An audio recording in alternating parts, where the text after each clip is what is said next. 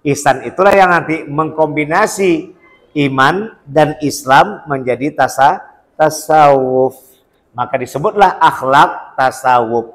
Akhlak semua agama tadi, kata hadis, membicarakan tentang perbuatan mulia. Sedangkan perbuatan mulia Islam itu adalah malu. Malu pada siapa? Malu pada Allah. Masa Allah tadi ciptaan kita nggak tuhankan Allah? Malu, mana muka kita? Gitu loh. Paham? Paham semuanya? Maka inilah yang dibahas dalam Islam. Malu itulah perbuatan mulia. Malu pada siapa? Pada Allah Subhanahu Wa Taala. Semua agama membahas perbuatan mulia. Nah, di sini ditempatkan tadi kenapa? Maka oleh karena itu, disitulah akan kita sadar bahwa kita bukan siapa-siapa. Makanya disitulah akhirnya bagaimana kita bukan siapa-siapa. Tasawuflah jalannya. Halo sahabat semuanya, salam giat. Berjumpa di channel al.andawi.andi. Jangan lupa klik tombol subscribe dan nyalakan loncengnya ya. Terima kasih. Assalamualaikum warahmatullahi wabarakatuh. Salam giat. Kembali berjumpa bersama ceramah atau kuliah agama di Fakultas Ulumul Islam. Saat ini kita berada di kelas Akidah Filsafat Islam ya. Semester 3 dalam mata kuliah Akhlak Tasawuf. Kemarin kita sudah berjumpa di kupasan tentang pengertian akhlak, tasawuf, akhlak dan tasawuf, tasawuf akhlaki. Sekarang kita akan masuk dalil-dalil Quran dan hadis serta pandangan ulama yang membahas tentang akhlak tasawuf. Oke, baik ya. Ustaz paparkan dulu ini.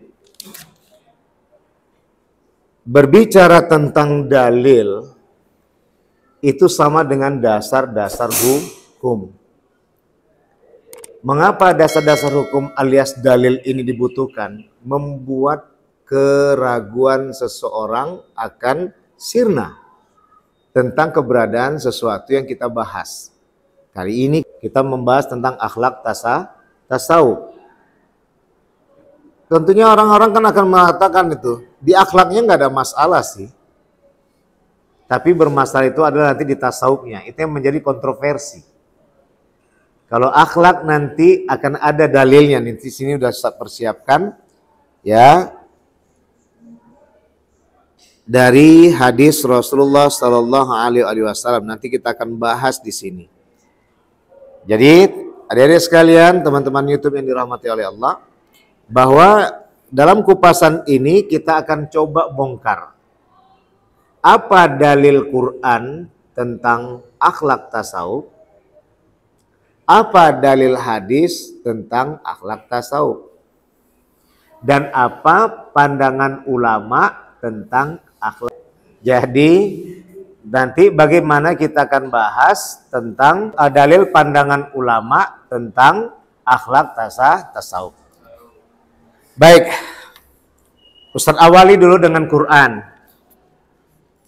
Tentunya udah Ustaz kupas semalam apa itu akhlak, apa itu tasawuf, apa itu akhlak tasawuf, apa itu akhlak tasawuf, apa itu akhlak dan tasawuf, apa itu tasawuf akhlaki. Sekarang kita akan masuk dan ini akan Ustaz combine-kan. Bagaimana Quran berbicara tentang akhlak dan tasawuf? Karena udah Ustaz anggap udah jelas ya. Kemarin yang Ustaz bahas tentang pengertian akhlak dan tasawuf. Yang pertama adalah dalil Al-Quran berbicara tentang akhlak tasawuf. Dalam surat Al-A'raf di sini dijelaskan, khudil afwa wa'mur bil urfi wa'arid anil jahilin. Tentu ketika kita bahas ini akhlak yang mana Ustadz kupas? Akhlakul karimah. Meskipun nanti kita akan kupas tentang pandangan ulama dari beberapa, nanti dijelaskan oleh ulama yang lain yaitu Ustadz Sapria Andi, bahwa nanti di situ mengembalikan kepada hadis yang menyatakan bahwa akhlak itu ada dua, akhlakul karimah, akhlakul madmumah, akhlakul hasanah, akhlakul sayyi'ah. Akhlak yang mulia dan akhlak yang tercela akhlak yang baik dan akhlak yang buruk. Nah, nanti situ akan kita bahas yang dijelaskan oleh kalangan ulama, termasuk nanti Ustadz menganalisis dari 3 ulama yang kita ambil. Nah, yang pertama dulu tadi, dalam surah Al-A'raf ayat 199 ini menjelaskan, jadikanlah dirimu sebagai pemaaf. Karena kadang minta maaf itu susah, malu.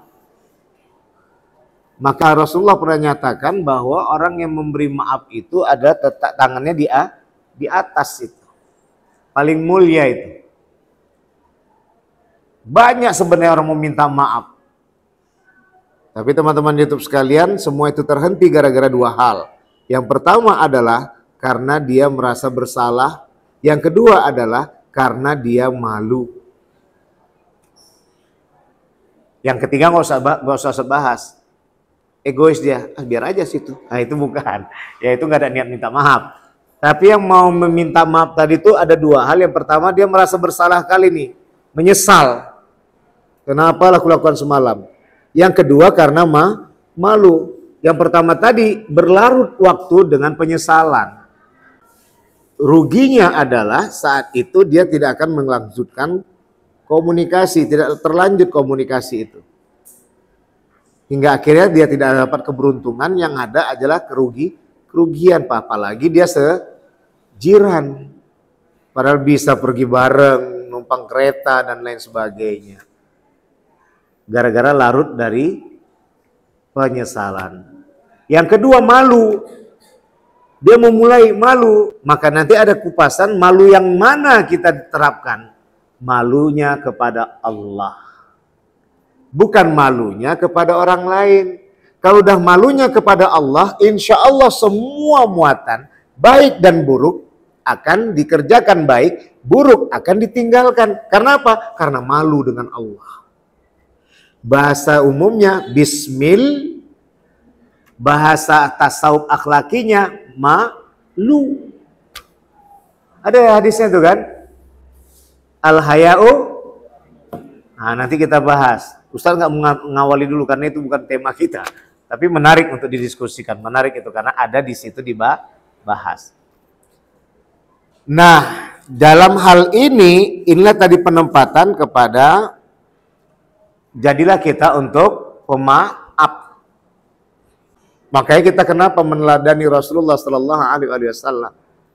Karena Rasulullah selalu banyak memberikan instruksi kepada kita untuk kita selamat agar kita meneladani beliau. Beliau yang luar biasa menghadapi segala macam rintangan. Tapi beliau pemaaf. Maka kadang ada orang tadi, ya Allah, ya Rasulullah, kalau nggak mikirkan kalian berdua, dendam aku ini. Tapi karena engkau ya Allah sudah mengatakan bismillah, dan engkau Rasulullah sebagai toladan untuk kami contohi, maka bismillah. Dan dengan engkau juga ya Rasulullah ku cintai, aku siap untuk mengikis sakit hatiku sehingga tak tertanam dendam dalam diriku. Menjadi pemaaflah kita. Maka di saat itu akan muncul tenang. Ini dimaksud surah Al-A'raf ayat 199. Khudhil afwa wa'mur bil urfi. Setelah kita menjadi pemaaf, kita akan lanjut melakukan hal yang bajik. Innamal a'malu binniyat, kata Rasulullah.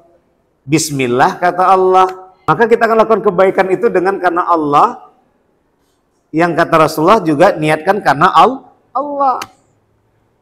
Karena itu yang dilakukan oleh Rasulullah. Maka Rasulullah waktu itu kita lihat, apalagi ini bulan Maulud, kita tauladani beliau. Nggak ada yang lain, karena beliau inilah yang maksum, yang terlindungi, dan beliaulah memang sebagai khatamul anbiya wal mursalin, penutup para nabi dan rasul yang lainnya, dan hasyirul anbiya wal mursalin, penghimpun. Bukan Ustaz menafikan untuk kita mengidolakan tokoh-tokoh yang lain, di antara seperti Ustaz juga mengidolakan Abu Bakar radhiyallahu anhu, Umar bin Khattab khususnya radhiyallahu anhu, Utsman bin Affan radhiyallahu anhu, dan Ali bin Abi Thalib. Dalam kajian tasawuf Ustaz suka beliau. Apalagi Hasan Basri adalah anak angkat beliau. Hasan Al-Basri, pendiri tasawuf pertama. Ya. Namun yang membuat terjaga, kita ada kembali ke Rasulullah sebagai teladan. Maka ketika kita kembali kepada Rasulullah, kita akan bisa menafikan sakitnya hati kita. Sehingga dendam itu tak akan bersarang lama. Hingga dendam itu akan terkikis karena Allah dan karena Rasulullah.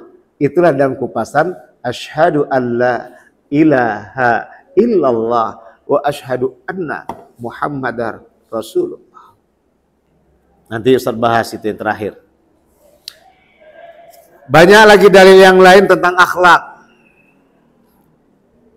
Ya, itu sudah menjadi perwakilan. Maka dikatakan arid anil jahilin. Nggak usah pedulikan tentang orang-orang bodoh tuh. Siapa orang bodoh tuh? Tak tahulah siapa yang bodoh lah. Bukan hanya orang kafir saja, bukan orang musyrik saja, bahkan orang Islam yang udah dikasih bumbu luar biasa. Takutilah, kata Rasulullah, orang yang beriman karena dalam dirinya ada cahaya. Maka nggak ada lagi kajian. Orang beriman itu ya orang yang bercahayakan Allah. Maka di sini Ustadz memberikan jawaban, langsung aja Ustadz jawab apa yang digundahkan oleh raja. Yang pertama adalah beriman ini setelah datangnya Islam, inilah yang menjadi cita-cita. Maka panggilan itu selalu dijaga Allah dengan kasih sayang. Ya ayyuhalladzina amanu qu anfusakum. Jagalah. Kenapa? Itulah di situ Imam Al-Ghazali menyampaikan dalam sampaian yang selalu beliau dapatkan dalam keislaman, yazid wa yanqus. Karena iman itu kadang bertambah, kadang berkurang, teman-teman YouTube sekalian, adik-adik, mahasiswa-mahasiswa yang dirahmati Allah. Maka di situ ada ingatan Allah dengan rahmatnya. Ku anfusakum, lindungilah dirimu. Ya ayyuhalladzina amanu kutiba alaikumusiyam. Hai orang-orang yang beriman, diwajibkan. Karena beriman dia tadi nggak ada lagi penolakan. Nah, ketika orang nggak melakukan sholat itu bukan orang beriman, tapi orang Itu yang pertama, menurut Ustaz Safriandi. Jadi kalau orang beriman itu setelah masuknya Islam, di situ adalah iman yang sejatinya yang kita masih cita-citakan. Dan mungkin selama ini kita sudah katakan dengan lidah. Maka dikatakan orang beriman itu adalah talfidu bil lisan, dilapaskan dengan lidah, wa tasdiqu bil qalbi, dipercaya dengan hati, dan wa taqriru bil fi'li, ditentukan dalam kondisi perbuatan. Itu nggak bisa dipisahkan. Lidah, hati, perbuatan itu nggak bisa berpisah. Itu semua serumpun keluarga. Kalau dia kerjakan tapi hatinya tidak percaya, berarti dia munafik karena ingin dia dipuja dan dipuji orang, belum beriman tapi Islam. Bisa dipahami? Ini yang pertama. Yang kedua, nah, kenapa pernyataan ini dihadirkan? Adalah yang kedua, menyelamatkan orang-orang ahlul kitab yang mengimani Allah. Dan dia tersendat dengan pembawa wahyu di masa dia. Mungkin sudah terkontaminasi Taurat, Jabur, dan Injil. Sehingga beliau tetap bertahan dengan keimanan pada Allah. Tapi dia tetap lagi mencari, jumpa dengan Quran. Maka disinilah dia untuk sempurna keimanannya, masuklah ke dalam rukun Islam. Itu yang kedua. Nah, jadi kupasan dari dua hal yang Ustadz rangkumkan inilah yang dimasukkan jadi keraguan bagi raja dan kawan-kawan. Termasuklah tadi ada si Suyanti tadi mengatakan, kenapa? Itu yang tadi dilihat. Karena kalian lihat yang selama ini orang beriman itu ngaku di lidah sedangkan kalian tak bisa melihat hatinya. Yang beriman tadi kalian percayakan adalah dia telah melakukan sholat. Seakan-akan dia beriman, padahal itu masih Islam. Karena fikih tidak berbicara tentang hati. Yang berbicara tentang hati itu adalah iman. Dan iman itu nanti akan dilihat dalam kajian ihsan. Makanya Islam, iman, ihsan. Fikih, tauhid, tasawuf atau susunannya iman, Islam, ihsan. Maka pertama kali yang ditanya oleh malaikat Jibril di hamparan Rasulullah lagi mengadakan alaqah, mengajarkan sahabat, tiba-tiba datang orang yang menyamar seakan musafir, padahal tak nampak kemusafirannya. Dialah malaikat Jibril. Langsung berhadapan, lutut dia dengan lutut Rasulullah bersentuhan. Dipegang pula pahanya. Waktu itu orang segan megang paha Rasulullah. Siapa ini berani-berani? Nanya, dia pula yang jawab. Ma huwal iman, ma huwal Islam, ma huwa ihsan. Kata Rasulullah, penanya lebih a'lam daripada yang ditanya. Penanya itu lebih tahu daripada yang ditanya. Baru disebutkanlah iman itu 6, Islam itu 5, ihsan itu itulah tadi anta'budallah ka'annaka tarah. Engkau mengibadah kepada Allah seakan-akan engkau melihat Allah. Fa ilam takun tarah annahu yarak. Kalau engkau tak melihat Allah, sungguh Allah melihatmu. Itulah nanti ihsan jadi tasawuf. Fikih itu nggak pernah membahas apa yang dalam hati kita. Tapi ihsan membahas tentang bagaimana kita membuat hati. Tapi tidak bisa melihat hati orang. Artinya tidak bisa menjudge. Karena masing-masing rasa itu berbeda-beda. Itu sudah saya jelaskan kemarin. Baik, itu ya. Selesailah satu dalilnya aja tentang ayat Quran dalam al-akhlaq tasawuf. Nah, itu tadi akhlak, sekarang tasawufnya. Fadhkuruni adzkurkum washkuruli wala takfurun. Al-Baqarah 152. Ingatlah aku, maka aku akan mengingatmu. Dan bersyukurlah atas segala pemberianku. Janganlah engkau mengingkarinya, tidak mengakuinya. Berapa banyak kita selama ini tidak mengakui kebesaran Allah. Allah kasih nyawa sama kita. Allah kasih oksigen sama kita. Tapi hebat kali kita kasihkan penghormatan kepada orang yang tak bisa memberikan oksigen itu. Ia kasih kita uang banyak. Tapi ketakutan kita dituntut dengan melakukan yang nggak benar. Gara-gara kita memikirkan uang yang dia beri. Kenapa? Takut kita kalau nggak kita ikuti apa yang dikatakannya walaupun itu salah, besok tak dikasih uang lagi. Padahal kalau kita seperti hadir di tengah hutan, nggak ada lagi bahas uang, nggak ada lagi bahas emas, nggak ada lagi bahas orang jabat. Yang dibahas bagaimana ngambil pisang di atas tuh. Karena yang dipikirkan apa? Lapar. Mana ada orang lapar langsung pikirnya uang kertas dimakan kunyahnya. Enggak, uang itu untuk beli pisang. Tapi di hutan nggak perlu uang. Yang perlu bagaimana bisa ngambil pisang. Paham? Ternyata uang itu tidak ada arti. Harta itu nggak ada arti. Tapi kebutuhan itulah yang berarti. Dan itulah kita ketahui bahwa itu semua datang dari ilahi Rabb. Bisa dipahami? Itu tasawufnya. Fadhkuruni adzkurkum. Apa yang diingatkan? Ingatlah Allah tadi pencipta. Allah itu tadi pemilik langit dan bumi. Makanya Allah tadi layak untuk dituhankan. Kenapa kita ngakui bahwa saya ciptakan semua ini adalah orang kaya? Siapa bilang orang kaya itu waktu lahir kaya dia? Pakaian aja tak ada di badannya. Telanjang bulat. Kemudian tadi apakah dikatakan orang kaya pemilik langit dan bumi ini? Mati dia miliki lagi. Tanah aja dijatahi 2 kali 1 meter. Ada nggak yang orang kaya tadi membuat kolam renang di dalam kuburannya? Biar anak cucunya bisa ziarah sambil main kolam renang. Senang. Atau main game online situ Mobile Legend. Nggak ada. Tengok semua kuburan. Nggak ada. Dulu ada kuburan itu, tahu saya sebut. Dibongkar orang. Akhirnya berubah menjadi kertas. Tapi harganya sama dengan rumah yang asli. Misalnya rumah itu cantik, harganya 2 miliar. Dibuatlah tadi dari kertas, rumah yang cantik, dibakar, nyampe lah ke situ. Tahu saya sebutkan agamanya apa. Udah paham ya? Itu tahun 80-an di masa Ustadz dulu, tapi Ustadz nggak ikut. Itu dibongkar itu, nggak usah sebut daerahnya. Dibongkar. Karena di situ jadi harta karun bagi mereka. Karena mereka butuh. Dan Islam membahas. Sampai-sampai cincin pun jatuh dalam kuburan, itu bisa menjadi alasan untuk dibongkar. Karena ini tidak bisa dipakai oleh orang yang meninggal. Manfaatkan untuk orang yang hidup. Maka kita tak perlu boleh ada yang lain. Sampai-sampai tadi gigi.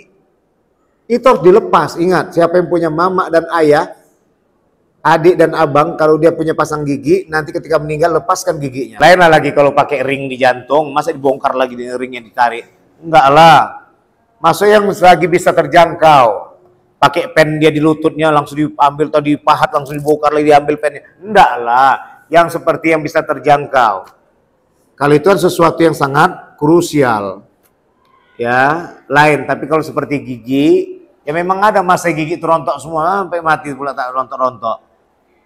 Ya, dah selesai. Hadis apa berkata ini yang Ustaz bilang tadi? inna kulli dinin khuluqan. Sungguh setiap agama itu mengkaji tentang akhlak. Tentunya akhlak yang dikupasnya adalah akhlak mulia. Wa khuluqul Islam al-haya. Dan sungguh akhlaknya Islam itu adalah rasa malu. Malu pada siapa? Malu pada Allah Subhanahu wa taala. Lahirlah hadis yang lain, al-haya'u minal iman. Malu itu bagian daripada iman. Malu pada siapa dalam tabyinul hadis itu? Malu kepada Allah Subhanahu wa ta'ala. Malu hamba kalau buat apa yang diperintahkan Allah pada hamba. Ngapa pula atuk tu yang sebentar lagi keit meninggal, mentang-mentang dia kaya kita patuh, padahal dia tak patuh pada Allah. Ngapa pada Allah yang membuat atuk tu masih hidup, awak pun hidup, atuk tu bisa bernapas, awak pun bisa bernapas, karena Allah kita tak patuh pada Allah. Malu kita. Kemudian malu hamba kalau melanggar perintah, mengerjakan larangan Allah. Berarti kan kita melanggar perintah Allah kan, jangan kerjakan itu. Malu kita kalau mengerjakan apa yang dilarang oleh Allah. Kenapa? Sudah kita dikasih makanan yang banyak, telur aja bisa sampai berapa nih yang mak-mak nih, calon mak-mak nih ha. Telur aja bisa dibuat apa-apa aja kan? Telur dadar dan lain sebagainya. Jadi oleh karena itu bagaimana? Ngapa kita makan lagi babi? Ngapa lagi kita makan anjing? Disitulah terlihat siapa yang serakah. Tempe aja kita bisa olah-olah berapa dalam bentuk model menu makanan. Apalagi telur. Ada telur, ada ayam, ada angsa, ada apa yang halal-halal. Jadi kaidah utama adalah karena manusia itu terlihat serakah. Tapi nyari-nyari argumentasi bahwa babi itu nggak haram, anjing itu nggak haram. Malah kita dikatakan mumbazir.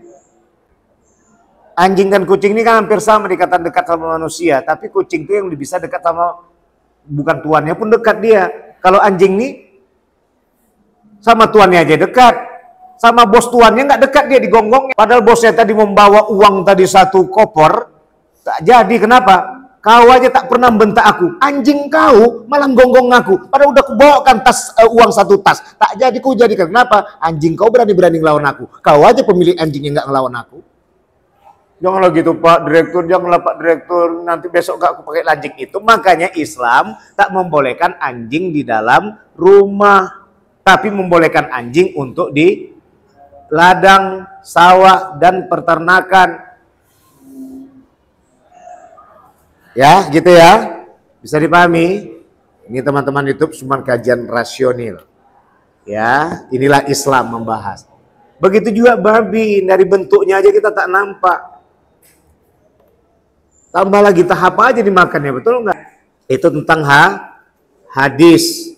Ya, bahwa ternyata ayat itulah yang dilangsungkan hingga akhirnya dia masuk kepada kajian tentang pulang kepada malu terhadap tidak mengerjakan perintah Allah dan malu terhadap melanggar larangan Allah alias mengerjakan larangan Allah. Baik, sedangkan hadis dari tasawuf, innal mu'minina yudriku bihusni khuluqihi. Sesungguhnya orang beriman itu selalu berkaitan dengan perilakunya. Darajat, untuk mendapatkan sebuah derajat. Bagaimana caranya? Bangun dia di malam hari beribadah dan puasa dia di siang hari. Jadi menempatkan bahwa orang yang bertasawuf itu orang yang cinta dengan Allah, dekat dengan Allah, hingga akhirnya dia di waktu pukul 1:30 dia terbangun di saat orang wana sunyam. Bangunlah kamu di malam hari di saat orang-orang pada tidur. Makanya dijelaskan dalam dokter, itu dokter ada dokter cahaya. Dari pukul 10 sampai pukul 1:30, disitulah masa nutrisi kita diperbaiki. Ya, beliau membahas tentang kesehatan dalam kajian hadis. Dari jam 10 sampai 1:30, disitulah kita memperbaiki kondisi badan. Orang begadang setengah 2 dia baru tidur, mana dapat apa-apa, walaupun dia tidur sampai jam 12 siang, nggak ada arti apa-apa. Makanya begadang itu jangan sampai sebulan 2 kali, kalau bisa sebulan sekali, itu yang ronda, maka diputar dia. Paham ya? Baik. Nah, itu yang berikutnya, bahwa inilah dengan kajian tasawuf itu. Ya, bahwa di malam hari dia bangun, arti bangun bukan langsung setiap malam, enggak. Dari setengah 2 itulah.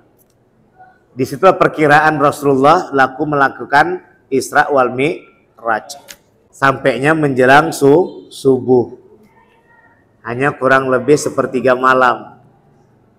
Sepertiga malam diambil dari setengah 2. Ya, baik. Yang kedua adalah puasa di siang hari. Bayangkan semua lagi sibuk. Itu makanya Ustadz, Senin tuh insya Allah bismillah diizinkan Allah puasa. Kenapa? Alhamdulillah. Orang sibuk mikirkan makan, Ustadz 4 kelas langsung main terus. Kenapa? Yang dipikir cuma sholat zuhur.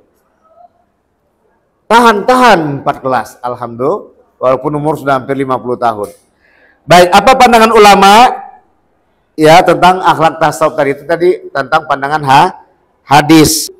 Yang ulama, untuk menyingkat kata, apa kata Ibnu Maskawi? Kondisi jiwa yang dipaksakan untuk melakukan tindakan spontan. Alias artinya tak ada pikir-pikiran lagi. Ditengoknya ada orang tadi minta-minta, langsung dia berhenti mengasihkan. Gak ada terpikir lagi dia ngambil berapa rogohnya, kasihkannya.